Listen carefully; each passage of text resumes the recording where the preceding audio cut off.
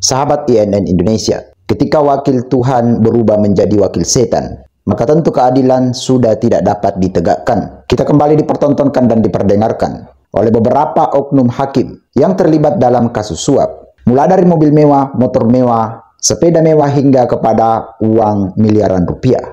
Maka seorang hakim yang dapat menegakkan keadilan di atas kebenaran, patutlah ia disebut sebagai wakil Tuhan. Tetapi manakala seorang hakim yang mempermainkan keadilan oleh karena nafsu duniawi dan keserakahan, maka ia patut disebut sebagai wakil setan. Ada 7 tersangka dalam lembaga pengadilan yang harusnya menjadi wakil Tuhan ternyata hanya wakil setan. Yang dimulai dari advokat, panitera, hakim hingga ketua hakim, yaitu Muhammad Arif Nuryanta. Seorang ketua hakim yang bernama Muhammad Arif ini, ia bahkan menyogok teman seprofesinya, yakni 3 orang hakim. Ada sekitar 60 miliar yang digelontorkan kepada hakim ini sebagai bentuk uang suap, demi untuk merubah dari yang salah menjadi yang benar, ataupun yang seharusnya ditahan dan dipenjara, dibebaskan begitu saja.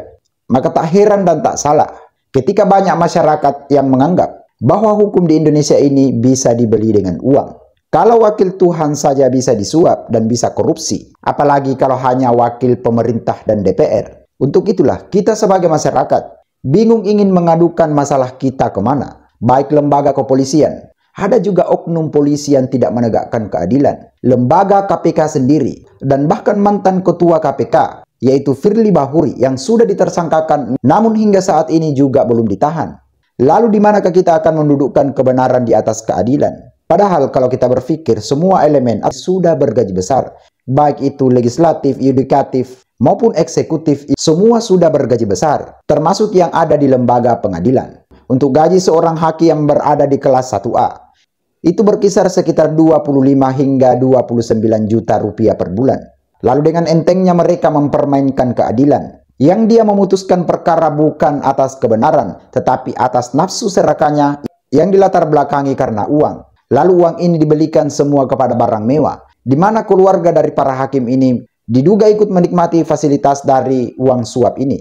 Kita tak pernah membayangkan bahwa seorang wakil Tuhan yang digaji oleh rakyat Indonesia untuk menegakkan keadilan di atas kebenaran, yang nyatanya hanya bikin showroom. Saat ini gedung kejaksaan sudah terlihat layaknya showroom.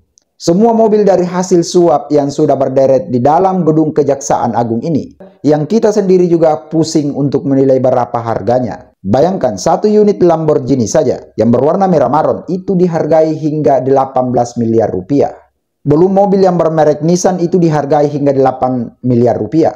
Dan masih banyak tipe dan merek-merek yang lain, seperti Lexus dan Mercedes-Benz. Serta motor-motor elit seperti Harley Davidson dan sekelasnya. Semua ini sudah berjejer dan berderet di dalam gedung kejaksaan sebagai barang bukti yang telah disita oleh kejaksaan. Namun ketika wakil Tuhan mempermainkan Tuhan yang sesungguhnya, maka Allah pun murka dan memberikan petunjuk kepada Kejaksaan Agung yang akhirnya sudah 7 orang tersangka. Maka kita tidak bisa nafikan seorang pengadil yang mempermainkan keadilan, maka akan datang kebenaran Tuhan untuk menghancurkan segalanya dan membuka segala aib oleh para pengadil yang mempermainkan keadilan.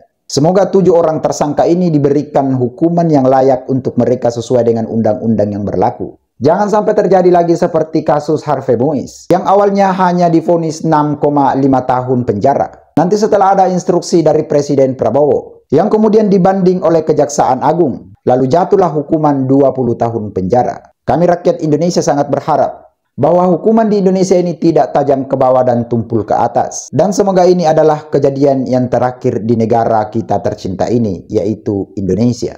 I think that's all my video tonight. Thanks for watching my video. Success for you all and see you on top. Wassalamualaikum warahmatullahi wabarakatuh.